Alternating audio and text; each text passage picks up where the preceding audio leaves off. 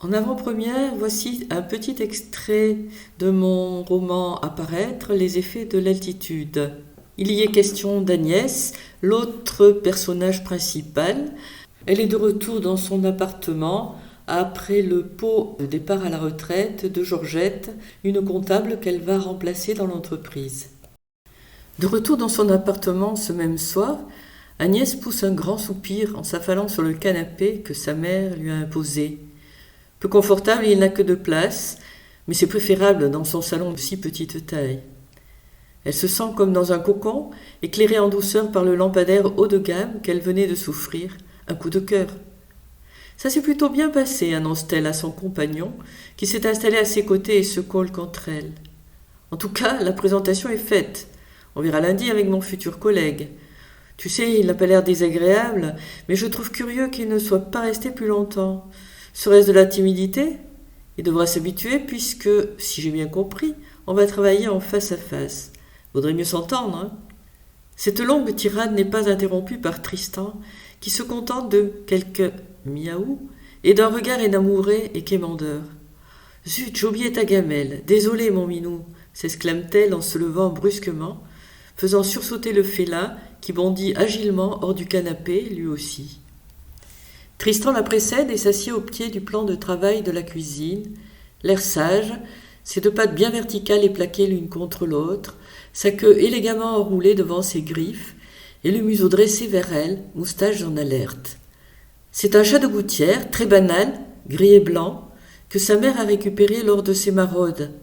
Il vit avec Agnès depuis 1 an et en semble bien satisfait. Dans sa cuisine, elle s'empare d'un ouvre-boîte avec un petit clin d'œil vers son chat.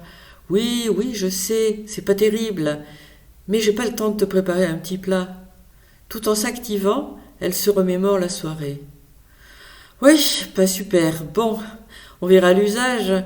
Mais déjà le chef, ce Marc-Antoine, quel prénom ridicule.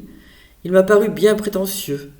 Certes, il avait picolé, mais tout de même, il a l'air d'avoir les chevilles qui enflent.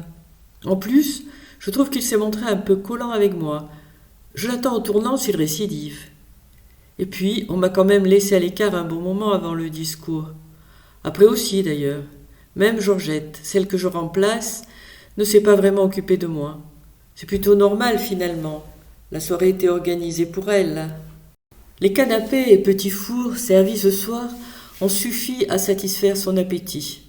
Elle retourne donc s'installer sur son sofa, suivie rapidement par Tristan qui a avalé goulûment sa pitance. « Tu manges trop vite, toi, le sermonne-t-elle en atténuant son reproche d'une caresse. Pas une seule, non, car il en redemande, comme toujours, en donnant de petits coups sur sa main avec son museau. Le ronronnement de son chat rend l'atmosphère très lénifiante. Agnès est sur le point de s'endormir, alors qu'il n'est même pas 21 heures, mais les doux accords de guitare des souvenirs de l'Alhambra, qu'elle adore, la tirent de sa léthargie. Elle soupire en s'emparant de son téléphone. Maman, j'en étais sûre. Alors, ma chérie, raconte-moi ta soirée.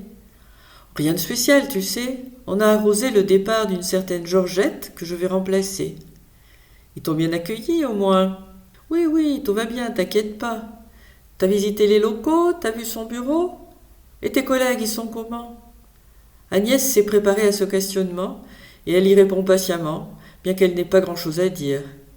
Depuis sa rupture avec Yves, sa mère ne la lâche pas seulement depuis, il en a toujours été ainsi.